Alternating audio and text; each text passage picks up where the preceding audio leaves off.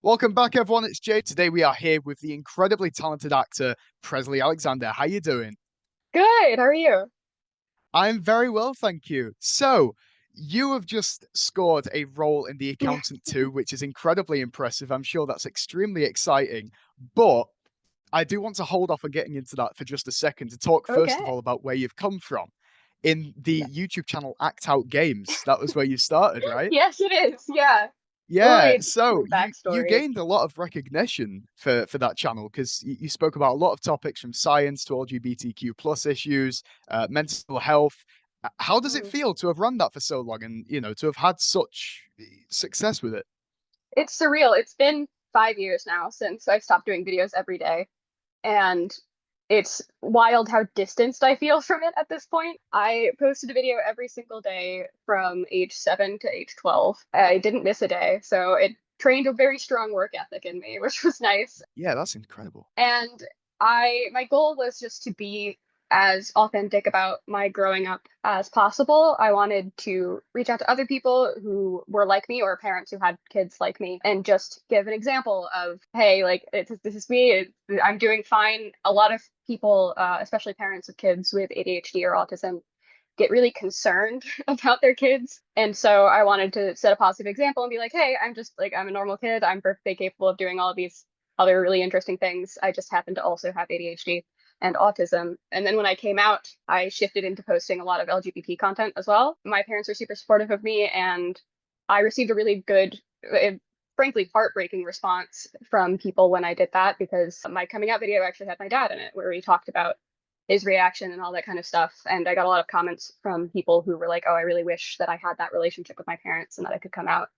And so that really solidified what I wanted to do and how I wanted to be visible and just at least try and be like, hey, there are people like us who are doing okay and who we can do this. We don't have to suffer for being queer or being neurodivergent, but we can still go out and do all these cool things. And I'm very lucky that the entertainment industry has really supported me in doing that. Yeah, no, it's wonderful. I mean, what a fantastic message, first of all, to put out. I think being maybe not a role model, but being sort of living proof to people Yeah, that people like them can exist. That's got to be so, as you say, heartwarming, but also, yeah, yeah, really conflicting, I guess, in yes. knowing that not everyone has, as good of an experience as maybe you did. Yeah, it's a rough thing to have so many people. I've had a lot of people come out to only me, just like in my YouTube comment section or in social media because they can't come out to their families.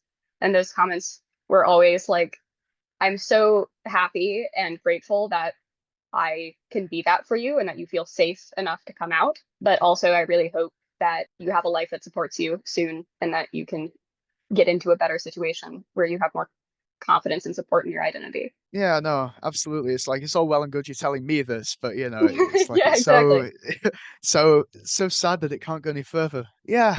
No, I can absolutely understand. That must have been a an amazing but such a Yeah. confusing experience.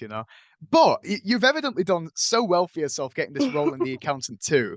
I mean, that's in a film with Ben Affleck, John Berthel, Yes. these huge names, huge names. I mean, what an achievement. So first of all, congratulations. Thank you.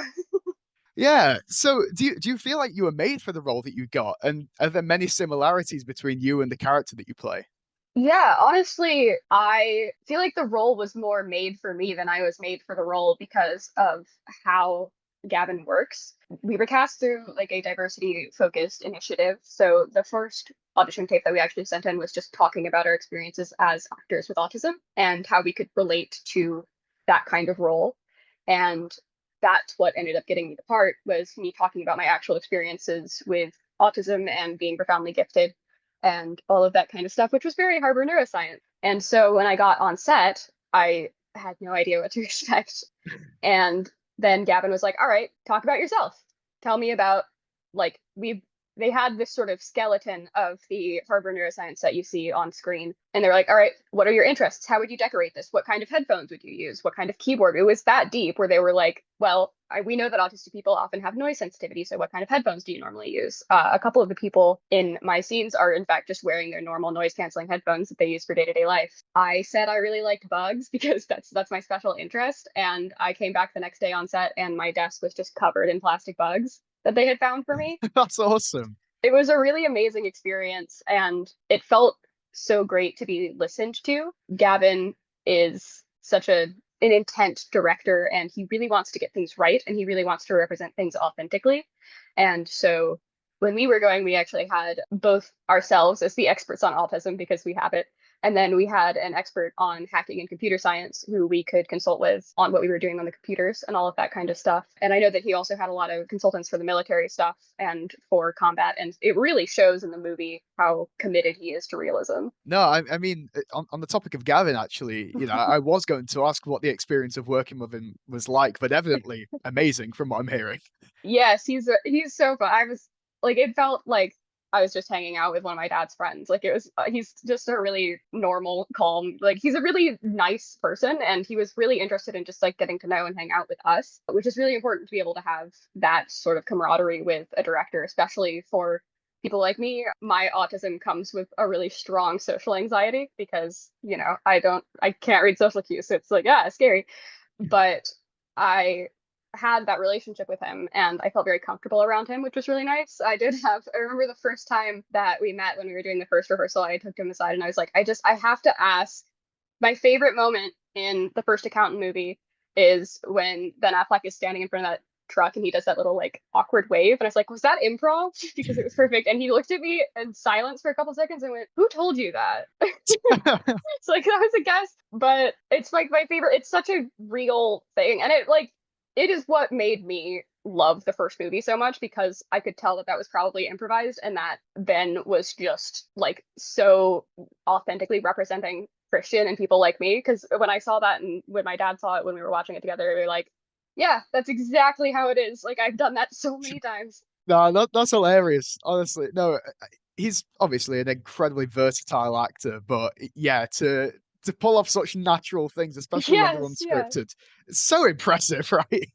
He is, and I think Uh, he's not. See, I think he is like relatively similar. He gets to sort of lean into the less like I don't know. I think both me and that are like very introverted people, and that is a really hard thing to balance when your job is being in front of other people. yeah, And I can so imagine. getting to play that character and lean into all of that, like I don't know. It was lovely to have a performance where just like being authentic and being kind of awkward and natural about how you want to respond to things is really just embraced. That's one of my favorite things about Christian as a character. No, no, it is. It's absolutely awesome. I mean, for you then, with your character, talking a bit more broadly, what type of characters do you like to take on? Is it always characters that you sort of can relate to, or can you go for pretty much anything?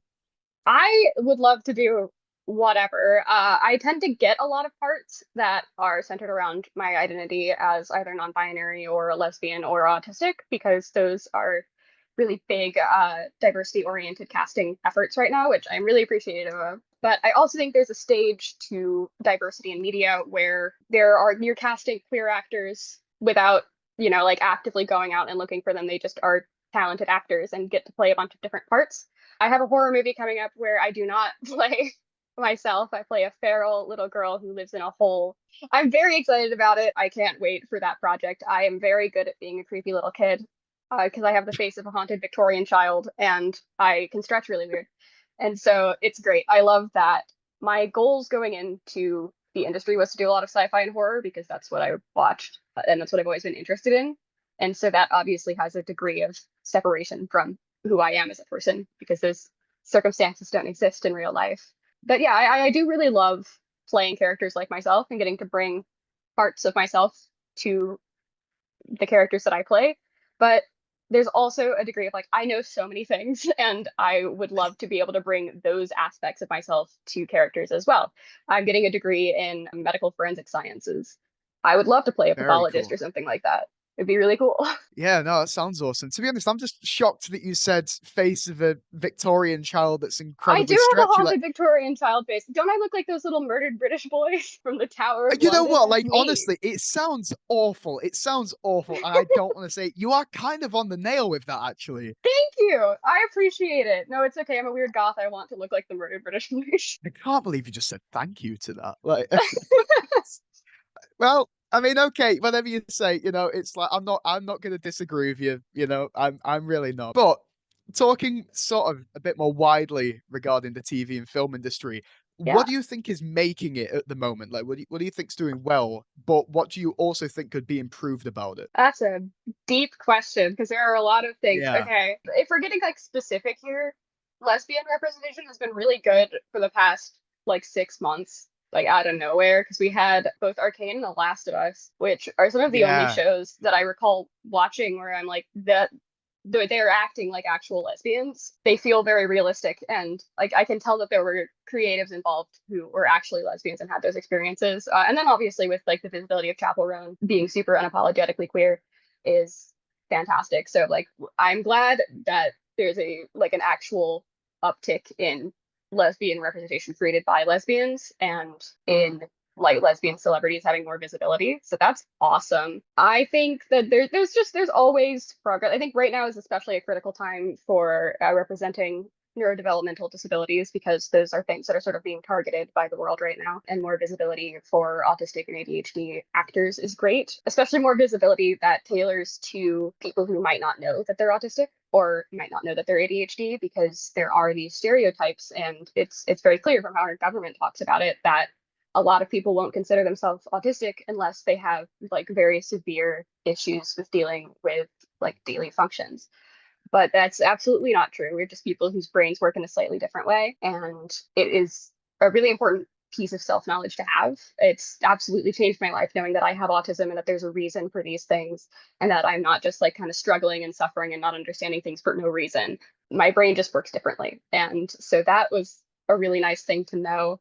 And I think initiatives focused on that would be great. And I think there's just it's an uncontroversial controversial take that there needs to be more original content. There are a lot of remakes happening right now. yeah. I want to see some new stuff. What you mentioned about representation in media is such an interesting point because I think the best stories for people in different backgrounds, I think they come from directors and visionaries that have had experiences in Yeah, those areas as well. Because I think there's far too many stories, like you said, where people are trying to adapt an existing story and things like that. But I think what's so important is that we tell, like you mentioned, original stories about yeah. people from these backgrounds to understand their stories. Because after all, if they're being told by someone with that background, they're going to get it. It's going to be more true. It's going to be more real. Yeah, exactly. And even directors that like Gavin that just listen to us and are willing to have, I think that filmmaking is just a very collaborative medium in general. It requires a lot of people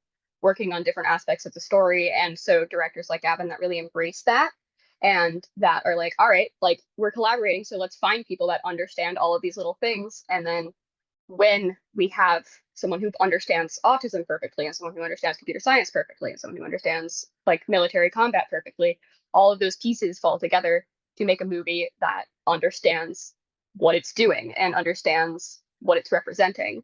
And so, yeah, it's really good to have not only directors who are and like main figures in projects who are living these actual experiences, but to have crew members and writers and just people on set and to be willing to listen to them, to be willing to, even if like your sound guy happens to be autistic and is like, hey, I don't think that I would do this like that, being willing to say, okay, listen to them, talk to them about their experiences is also what happened to me on This Is Us. I had writers actually coming up to me and being like, hey, you're non-binary, did we do a good job? What would you change? How would you actually phrase this? And I was super happy to answer their questions and to be able to talk about that part of my identity and celebrate it. And so it's about, you can't mess it up if you're surrounding yourself with diverse people and asking their opinions and listening to them. No, absolutely. And what an important time to listen as well. Aside from your career, what do you do in your downtime? And do you have any advice for students that are in a similar position as yourself? Oh, I do so many things. I can't stop doing. I have ADHD. I love to So take you're up barely random ever not hobbies. doing anything. Yes, I need to do everything all the time. I play a lot of video games. Right now, I'm on marathon playing all of the Zelda games in chronological order. So that's Cool. been my life for the past several months. Played them all already, but I'm 100%ing them now. Boy, oh boy, 100%ing Zelda 2 was a fun time. I take up random hobbies and I have a lot of craft supplies around my house. And my honest to God goal is just to stay in just get as many bachelor's degrees as I can because I'm like, I don't think that the university can kick me out as long as I'm paying tuition. So I think I Of can course just not. get as many bachelor's degrees as I want. I can just stay and keep Collect them taking like classes. Infinity Stones. Exactly, Have yeah. them on So each finger. I have a bunch of associates and I'm like, all right, well now I'm in online university for bachelor's, so I'm gonna do that. My advice for other students is that I had a lot of hesitations about doing like online school, and that's made up. You're making things stressing and complicated for no reason. It's totally fine. I've had a great experience so far, and people in real life don't actually really care that much about where your degree is from and how you got it. They care that you have the knowledge and that you can demonstrate it. And so, just like, especially with the state of the job market right now, just get a degree that you like and that you're having fun with and that is something you love learning about, and worry about all of that other stuff later, because people can really tell when you have a lot of passion for the thing that you're doing. And that's what makes people stand out. I'm so glad that you've said that. The amount of people that tell me I'm going to end up in McDonald's for getting a journalism degree. I know, They might be I have right. two. I have You have two. two. I'm here. So Get we're in. good. Right. I love my journalism degree, people. Don't worry. You are in very interesting times, which is a good time to be a journalist. And it's so true what you said about 100% in games as well. Again, as a student in my spare time, I'm addicted to on PlayStation. There's the platinum trophies. Yes, I love my I am PlayStation. obsessed with playing a game until it's like there's nothing left to be done. I I know. think the It's just best one was Detroit Become Human. I don't know if you've played that that one's, game. yeah, I have played Detroit Become Human. Oh, that's a throwback. Yeah, I haven't 100% of that one. I need to, but now I want to see all the stuff that I missed because I'm pretty sure that's a pretty big game with a Oh lot yeah, of. it's worth it, but it took me like 70 hours. Oh, I'm sure, because you have to do all the branching paths. It is an absolute nightmare, but I regret nothing. Anyway, so social media I want to touch on because Yes. that's such a huge thing for both students and people in your industry. Do you use social media and to put it blankly, are you any good at it? And how do you utilize it to build your career? I should be better at it. I get told a lot by people I work with that I should focus on it more, which is ironic because I was my life for 5 years because I was very into making YouTube content. But when the world sort of stopped, like started shifting away from YouTube content and YouTube stopped being like the cool, big, hot thing. And like back in my day, I say as if I'm not literally 19 years old. When I went to VidCon, it was YouTubers. It was just YouTubers. And so when VidCon started having video-based stars from other platforms, I started getting really confused. And I think it's great. I love that they're here. I love that they're connecting with a younger audience. I just feel really old sometimes because the problem with being profoundly gifted is that I started using the internet in 2008. And so I have the internet tastes of someone much older than myself.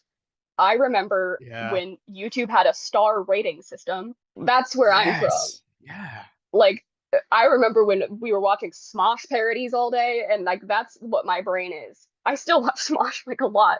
And so it's like this new world of social media, I feel very discombobulated from. I try my best. I post on Instagram. My parents will post on Instagram for me sometimes, you can probably tell. And I like do my best to keep up with it and to just be like, hey, I'm alive. But I think there's what I witnessed as a YouTuber is that people will drive themselves insane trying to find a pattern, trying to find an algorithm, trying to find what works and what doesn't work on social media. And in my experience, by the time you've figured out the algorithm, it has already changed. It is it is just stressing yourself out for no reason. The by far the best thing to do is just like be consistent and make stuff and just like throw it at the wall because you don't know. It's like predicting when lightning is going to strike and where you can't know. And someone who is putting exactly zero effort into it and someone who is trying to reverse engineer the algorithm has the same amount of luck. So I'm just here to be like, yeah, I post pictures. I post silly pictures of myself sometimes, and I need to go back to posting YouTube videos. I want to do some of my deep dives because I have so much talking and research that I could be doing. And I would love to be sharing that because I'm very much the 3 hour video essay side of YouTube person. And I would love to Oh yeah. contribute to that. I love to just yap about some random topic. And so yeah, I think it's just, keep in mind, none of that's real. It's so, it's just like a fraction of people's lives. It's an edited video. It's, it's this weird like liminal space of being both very authentic and real because it is a snapshot of someone's real life, but also it's an edited snapshot and that person is aware that they're in front of a camera and they're performing. And so it's like, you know, it's just strange in between. It's not real. Don't stress yourself out if you don't look or act or live like people on social media. Those people also don't look or act or live like that all of the time. They're just showing their best moments and be normal. Don't be parasocial with people. That's one of the bigger things that happens, I think, especially with younger people and especially with people who started getting into social media and influencers during COVID, which was just a very lonely time for a lot of people. A lot of really weird parasocial relationships were developing. You don't know those people. They do care about you and they love you and they love their fans and I love my audience, but there is a degree of just like, those are creators that you watch that are making something for you to consume and something for you to enjoy. And there's something beautiful about that. And you don't have to be like really personally Be invested their in their best friend. private lives. Yeah. There you can have this. That's cool. They appreciate you as long just don't like harass people. Be nice. Yeah, no, felt honestly. I personally I've been doing YouTube 10 years and a lot Yeah. of my audience are on the younger side. And honestly, It's sometimes I'll get message requests that are like, you're my best friend. And I'm like, I'm so I've sorry, I never don't spoken know to you you. in my life. You I don't were know who you 13. are. They'll Yeah, do it, it's like they'll be like 9, and I'll be like, no, I'm yeah, sorry, oh I can't God. do Yeah. this. That's like oh, I have a little brother too, and so it's always really strange for me because I'm like, you are my brother's age. That is so like I don't. I'm not like mad at them or upset at them or anything because it's like obviously they want a friend really bad, and I'm very happy that I give off the energy that I can help comfort these people and be nice. But there are certain boundaries with celebrities that get it that we as a society have always been really bad at, but I feel like right now we're in an especially bad part where like I mentioned Chappell Roan earlier and her just being like, hey, please stop stalking my mom. It's controversial for some reason. Yeah. We're just It's people. funny. Yeah, it's funny you mentioned Chapel Roan as well, because I was talking to my sister about this the other day, how she gets so much slack online and people will disguise it as so many things, trying to criticize specific things. Just say you're homophobic. Just say it, Yeah. right? You're Just at least misogynistic. be Yeah. honest. Just be honest. Like, Yeah. You don't like her because she's very feminine and queer. Like she's I've like looked through her controversies. I think the same thing about feminism applies to a lot of Brittany Broski's controversies as well. I personally think she's so funny, but like a lot of her controversies are very in this very parasocial way of like she didn't talk about this one thing that I wanted her to talk about, and so this and like she does she did you tell her that? Did you talk? Did you is she qualified to talk about that? Does she have like a unique perspective on it? Like just they're people, and sometimes people don't know everything about everything going on in the world. And I think it's a very noble thing to be like, look, I don't know the history behind this. I don't know what's happening. Please go find someone more educated than me and talk to them and learn from someone who actually knows what they're talking about. Don't follow me just because I'm an influencer. I think it's a really cool stance to take. And I also think that, actors, musicians, social media creators are all of us are just people as much as some of the, like as much as we are acting and performing in front of a camera. We're just like guys. We're just here to most of us got into this industry by chance and by luck and are kind of just falling forward and seeing what happens. And so don't worry about what other people in the industry are doing. I get a lot of questions about like, oh, well, what did you do to get where you are? And I'm like, I have no idea. Like, I'm so sorry. I can't answer that question, and very few people can. You kind of just stick to it and see what happens. You do it because you love there's doing no it. playbook. No, there's no playbook. You just do it because you have fun and you enjoy it, and sometimes it works out. That's Yeah, the rules. but yeah, every profession, I guess, comes with challenges Yeah. in some shape or form. But actors specifically face a lot of scrutiny with any role that they go for. Yeah. So for you, then, do you get nervous, and how do you Oh overcome yeah. these nerves? I have a lot of, yeah, I have, I mean, I just have an anxiety disorder to begin with. Thank you, Prozac, for making me normal. And so, like, I do worry about a lot of things. I will frequently be talking to a friend and be like, I'm so worried that, like, because have this perspective in my head where I'm like, oh my God, this person that I was rude to one time in elementary school is going to make a call out post on Twitter for me and I'm never going to work again. And my friends will feel like that's not going to happen. Oh, You were it's felt. 5. It's so felt. And Yeah. I'm like, but what if Gracie from elementary school says that I didn't come to her birthday party, but I actually just forgot when it was?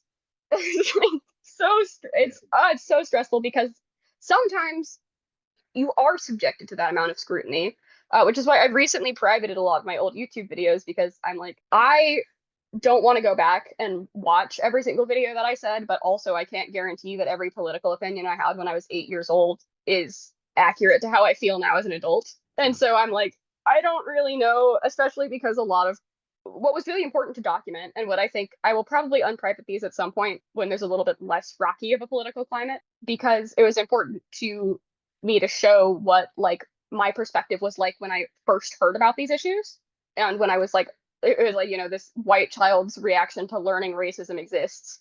And I'm like, well, I probably didn't have the most educated takes on it because I was very young and I didn't really understand the whole context. And I'm like, those will be out there once I've had more time to establish what I think now and my opinions now so that then I can be like, and then this is what I used to think. And that's all of that stuff. But yeah, it's really difficult.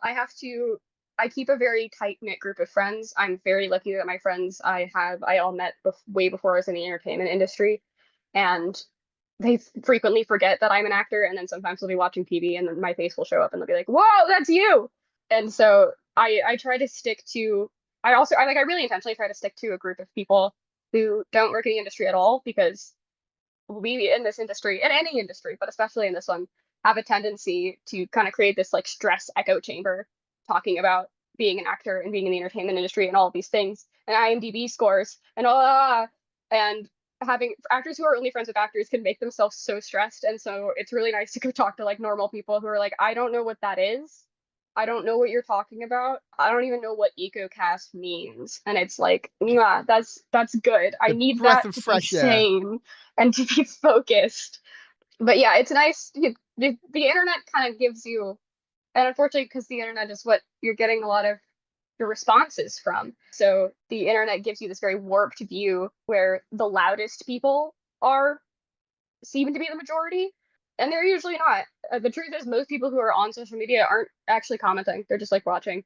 I don't comment on a lot of social media. I scroll. I'm such a lurker, and so it's important to sit yourself down and be like, okay, this does not reflect the opinions of everybody. This just reflects the opinions of people who felt the need to leave a comment on your social media page. So it's fine. Most people are And like, it's I so don't know much what you're more talking often about. negative than it is positive as well. Oh yeah, being a YouTuber you cannot hurt my feelings in a way that matters. I was a controversial figure in the My Little Pony fandom when I was 6 because I No. posted a speed paint of the ponies and they didn't like it because it wasn't very good because I was like 6 years old.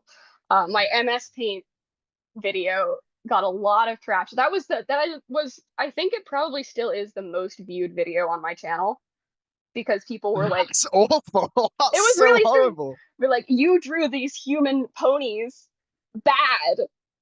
And I was like, I'm 6 years old on MS Paint with a mouse. Oh no, Why? believe me, you don't need to explain this kind of thing to me. Five Nights at Freddy's fan here. I Oh, know me too. I Yes, yeah, know yeah, yeah, you get it. yeah, That was the yeah, I get bleed it. of people that was going on. And so I'm like, as much as it was a terrible, awful thing, and we should be nicer to kids, I am grateful that it's given me a very, very thick skin and that I have, I'm very lucky to have had that experience of growing up in like fandoms like that. And unfortunately, having all of that recorded and on the internet of me having really strong opinions about media and being like, it is the end of the world. What people you ship in this TV show is the most important thing in the world. And then growing up and being like, oh, that was, no, it's not. That's nothing. That's Yeah, nothing. It's no, fine. it is ridiculous. But again, that is your world when you're younger. You know, It in is fact, your even world, yeah. not even necessarily when you're younger. I mean, Doctor Who fan here. All the controversy online about the current castings and you know the drop in ratings, or whatever. I'm sick of it. Get it away from me. All right, Go I don't away. care. Let me enjoy my show. Yeah, maybe the ratings are dropping because people are watching cable. Like, ooh, Yeah, no, shocking. it's ridiculous. It's so, Yeah, yeah, no, I'm also a life, like a long term. Speaking of being a little haunted Victorian child, I used to cosplay the Empty Child. that's And dope.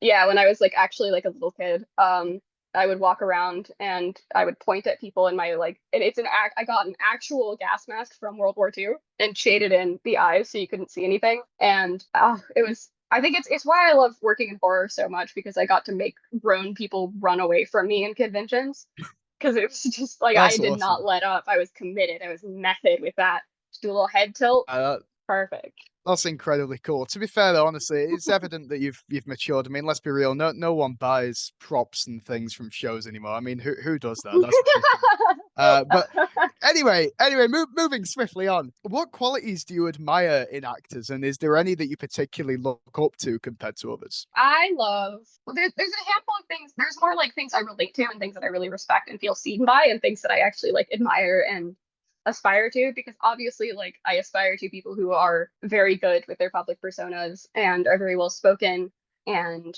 like very sociable and friendly. I've actually had pretty universally great experiences with the actors I've met and celebrities I've met. I used to do press as well and I interviewed a lot of people.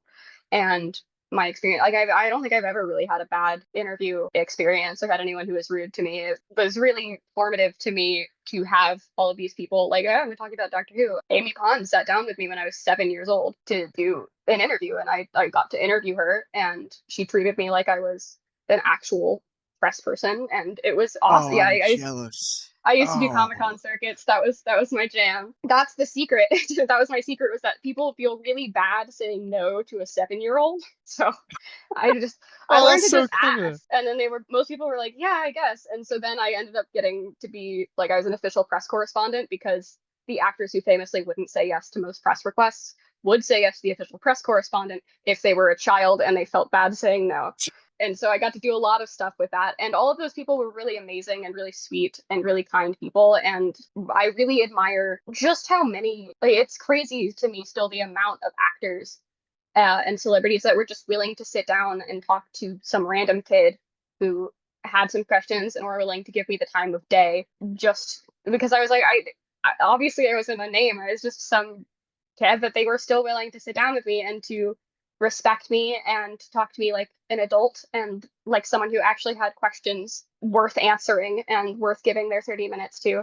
And so I really admire that. That was a really big part of growing up and who I want to be in the industry one day as well. I want to be that person and I want to like remember that feeling and remember being like young and over my head. And hopefully if I continue to have some success in the industry, I can pay that forward and help out other people and, always give those people the time of day as well. And then I'll just like grab for things I like. I love a diva.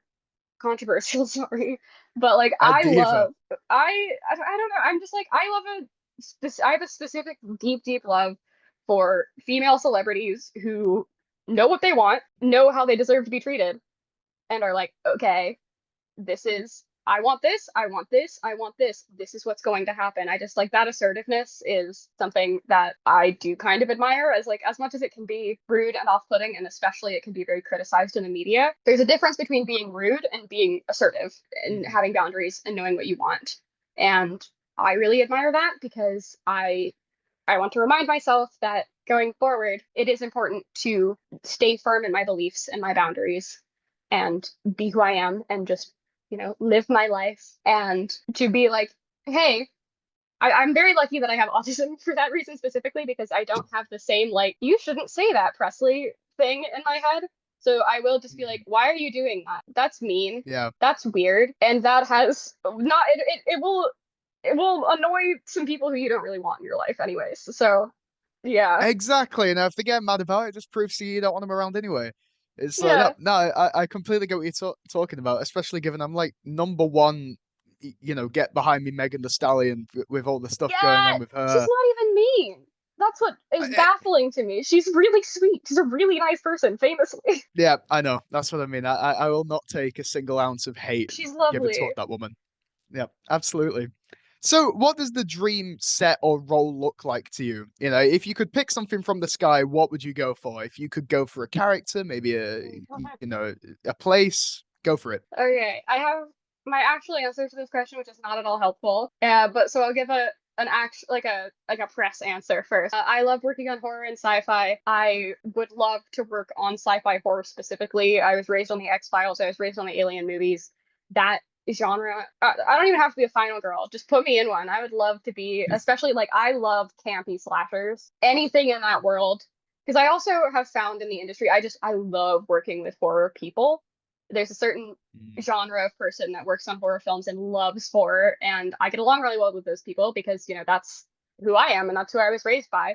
And so I love that world. I want to talk to more horror people, and I also want to work on just some weird stuff. My little brother is named Cooper after Agent Dale Cooper. My household practically worships Lynch, and so that is like how I would love to do some weird experimental, just creative, out there, wacky stuff.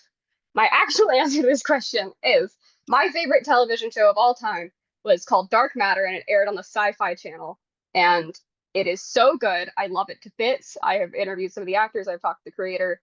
I love that show. I've gotten all of my friends into it at this point. It is fantastic. And so genuinely, honestly, my goal being an actor and getting into production is to be like, okay, I'm gonna stay here. It got canceled at the end on a cliffhanger when it had 2 more seasons to go, which that's the sci-fi show heartbreak that Rough. most people Yeah. go through. And I'm like, I'm gonna fix this. I am gonna keep going until I have enough sway in the industry to be like, I am producing a continuation of this show, and there's nothing anyone can do about it. You are going That's to the make end my goal. show. Give me my Build show a back. career just to bring back a show you liked. That I is love that show. unbelievable dedication to being a hater on the I am people that cancelled it. That's I am a incredible. fan. No, I that's can't help awesome. it. Totally. I respect the hustle at that point. All right. Thank you. So to wrap things up, we'll go for a huge question here. What would you say is your proudest achievement of everything you've done so far? Oh, that's If you had such to a pick hard just one. question. Oh no. There's like I orbit in so many different worlds, and so it's sort of difficult to be like, oh God, like do my achievements in like activism or academia matter more? It's like, I would say probably my proudest moment off the top of my head is I gave a speech on the steps of the Lincoln Memorial on civility and activism way back in I think 2016 or 2017. And that was sort of the result of a lot of my participation in those activism movements at the time. I actually got to meet Michael Brown Sr., who's Michael Brown Jr.'s father, and talk to him about what happened and how it was a horrible tragedy, but it also brought attention to this issue and it got worldwide acclaim. And like being around those people, the March for Civility is what it was called. And it was just like a huge group of activists and people who had been through all of these like crazy experiences and just getting to sit down and talk to those people. I mean, even more than just the fact that I got to give a speech at that march and I got to be like at the very historical site of the steps of the Lincoln Memorial, but that I got to meet all of those people and talk to them and share my perspective with them and hear what they had been through. It's definitely one of the more formative moments in my life is getting to do that. And I still like remember what it was like to talk to people like Michael Brown Sr. and just be like, my life is so good. Like I have been through so comparatively so little, and it's important to keep those people in mind and to help them wherever you can and to be very aware of what's going on in the world. Absolutely amazing. No, seriously, I think it's clear from what I've spoken to you about that you've done so much for so many people. I hope And so. I just think it's absolutely fantastic. You should be ever so proud of yourself for everything that you've done. And Thank again, you. you're so young as well. It's like you've got so much ahead of you, I'm sure. It's like this is just the Here's beginning of the road. hoping. Yeah, no, absolutely. Well, thank you very much for that. It's been Yes, thank you amazing so speaking much. to you. No, seriously, thank you ever so much for this. It's been Yes, thank awesome. you so much. So this was awesome. You've been No fantastic. worries.